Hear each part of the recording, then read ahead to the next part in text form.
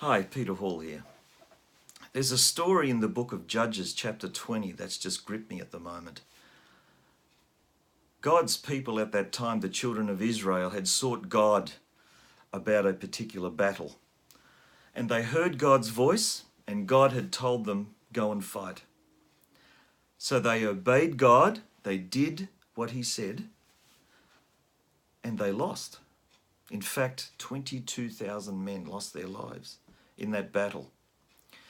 So they encouraged themselves in the Lord, and they went again with tears, and they approached God, and they heard God's voice, and God again said, go and fight.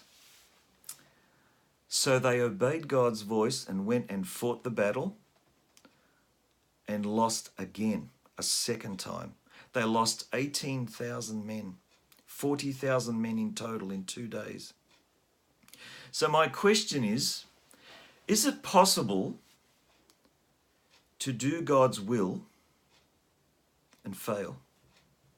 Is it possible to hear his voice, to do what he says, and fail? The answer is yes and no. Because again, they went to God with tears. They approached him with what seems to be a good attitude. God, we want to know your will, we want to hear your voice and obey it.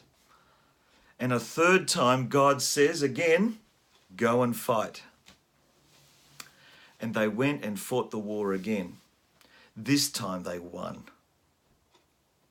See, the will of God doesn't always unfold like we think it should. It doesn't always look like what we expect.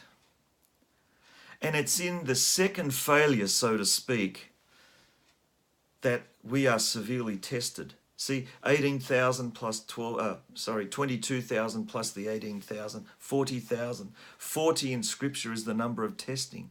40 days and 40 nights with Noah's flood. 40 years in the wilderness with the wanderings of the children of Israel.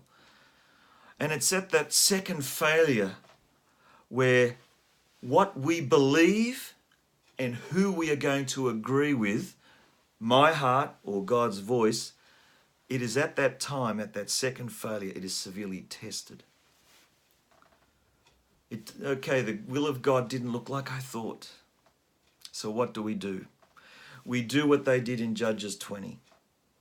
We encourage ourselves and we go again. Can you imagine if they gave up the first and second time? They wouldn't have got the victory. God wouldn't have got the victory in their midst. They wouldn't have won the war if they gave up the first time. So many times we give up too quick. Why?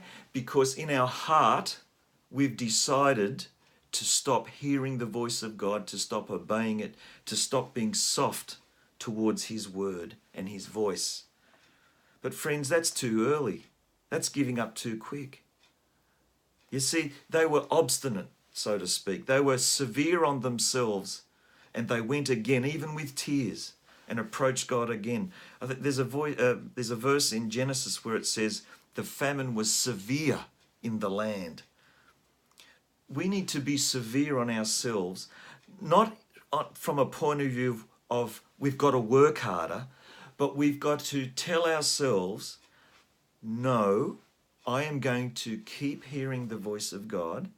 I'm going to get up tomorrow morning and I'm going to just keep doing what God says. The will of God doesn't unfold like we think many times.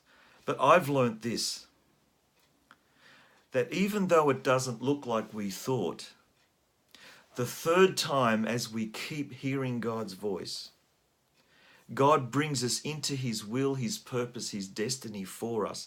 It looks totally different, but boy, it's a lot better. You've become a changed person. You're different. You're living from a different source now. It's not just your self-will. You're living from his voice. And it's strong, it's powerful. It doesn't disappear. In the book of Hebrews, it says, by faith and patience, we inherit the promises. There's an old saying that says, You never learn anything the second time the horse kicks you. It's true in so many ways, isn't it?